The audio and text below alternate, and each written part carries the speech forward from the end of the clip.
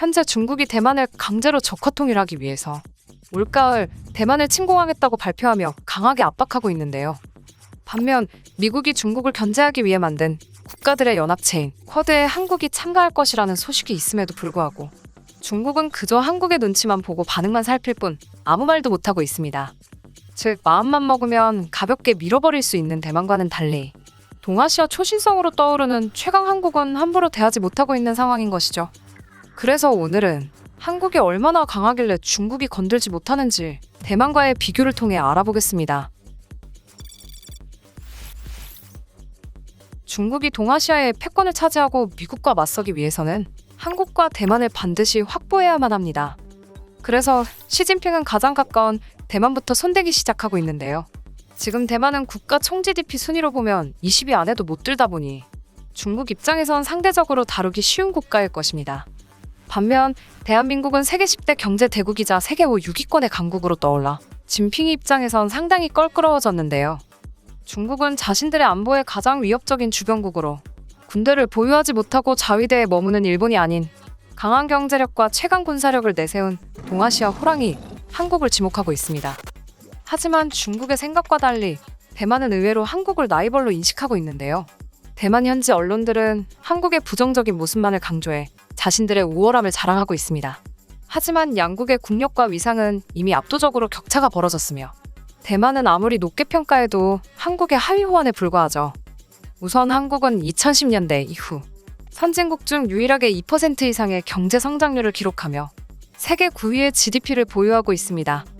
그러나 대만의 경우 GDP가 상당히 낮은데요. 동남아 GDP 1위인 인도네시아의 절반에 불과합니다. 그러다 보니 대만은 지금 중국에 대한 경제 의존도가 50%를 넘어섰다고 하죠. 애초에 한국과 대만은 비교 대상이 될 수가 없습니다. 왜냐하면 한국은 대만이 그토록 두려워하는 중국의 경제 보복인 한한령을 끝내 극복하면서 중국을 경악시킨 바 있고, 일본과의 무역 분쟁에서도 한국은 반도체 소재의 국산화에 성공하면서 한국을 길들이려 했던 일본을 오히려 참교육시키기도 했었으니까요. 대만이 우리와 동급으로 생각하는 근거는 아마 한때 한국과 대만이 일본의 뒤를 이어 높은 경제 성장을 이루면서 홍콩, 싱가포르와 함께 아시아의 네 마리 용으로 불린 적이 있어서인 듯합니다. 하지만 2000년대 이후 한국의 국제적인 위상은 방금 언급한 국가들을 용이 아닌 미꾸라지로 만들어버릴 정도로 폭풍 성장해버렸죠.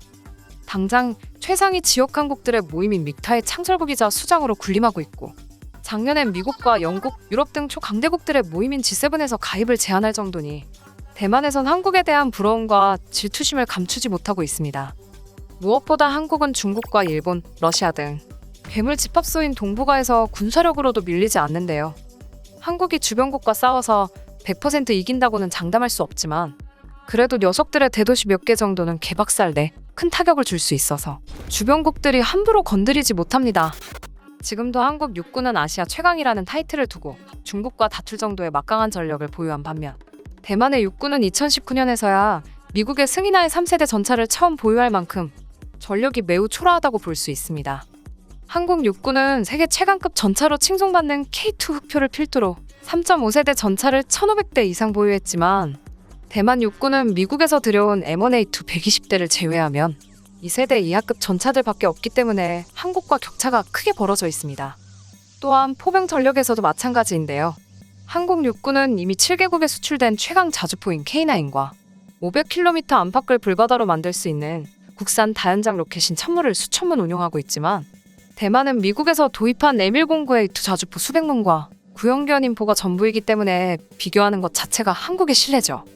한국 육군은 중국의 최정예 부대인 북부정구를 상대로도 확실하게 승리를 장담할 수 있지만, 대만은 미국의 군사적 지원이 없다면 중국에게 단 3일 만에 본토 전체를 점령당할 수 있다고 스스로 인정한 바 있는데요. 오죽하면 대만 네티즌들이 SNS에다가 한국의 최강의 군단인 제7기동 군단에게 자국 파병을 요청한 사실이 알려졌고, 대만은 물론 한국과 일본, 중국 언론에서도 이를 집중 보도하면서 대만 정부를 당황하게 했습니다.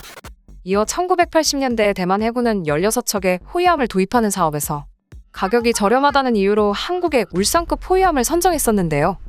하지만 당시 대만 언론과 국민들이 대만보다 못 사는 한국의 군함을 왜 도입하냐는 반발에 급히 프랑스의 라파에트급 호위함으로 전환했었습니다.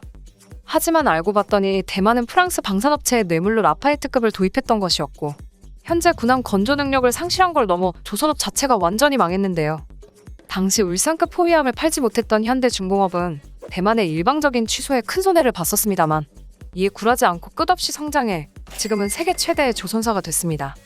그 후 한국 해군은 현존 최강의 이지스함인 세종대왕급 3척을 필두로 22척의 방공 구축함과 호위함을 보유하고 있습니다. 그러나 대만은 1980년대에 미 해군에서 퇴역한 페리급과 키드급, 라파에트급 구축함 20척이 전부죠. 게다가 한국은 잠수함 전력에서도 SLBM을 탑재한 신형 잠수함인 안창호급을 필두로 20척의 잠수함을 보유했지만 대만은 1980년대에 건조한 구형 잠수함인 해령급과 텐치급 4척이 전부이기 때문에 한국 해군에게 압도적으로 열세입니다. 또한 이순신의 후예들이라 불리는 해군의 제7기동전단은 주변국인 중국과 일본 그리고 현재 전쟁을 일으킨 러시아의 해군도 그들의 위협적인 전력이라며 경계하고 있지만 대만 해군은 거의 모든 함정이 노후화가 심각해서 중국을 상대로 자국 영해를 사수하는 것도 불가능합니다. 이는 공군에서도 비슷한 상황이 연출되고 있는데요. 한국은 다수의 4.5세대 전투기를 보유하고 있으며 특히 미국이 정말 아끼는 국가에게만 빌려준다는 최강 스텔스 전투기인 F-35까지 보유해 세계 8위의 전력으로 평가받는데요. 하지만 대만 공군은 구형 F-16 전투기를 개량한 4.5세대 전투기인 F-16V 200대가 전부이기 때문에 한국에 비하면 한참 열세입니다.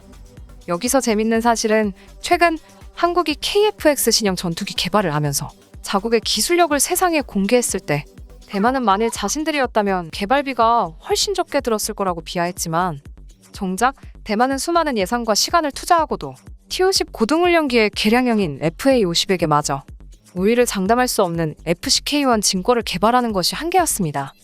그런데 중국이 한국을 대만처럼 무시하지 않는 진짜 이유는 따로 있습니다. 그 이유는 바로 한국이 세계 3위의 미사일 전력을 보유했기 때문입니다. 일단 한국이 언론에서 공식적으로 밝힌 것만 해도 2,000발의 순항 미사일과 탄도미사일을 보유 중이라고 알려져 있는데요. 군사 전문가들은 한국이 미사일을 최대 5,000발까지도 보유하고 있을 것으로 추측한다고 합니다. 하지만 대만은 사거리가 160km에 불과한 펑순항 미사일 수백 발이 전부이기 때문에 중국 본토 타격이 사실상 불가능하죠.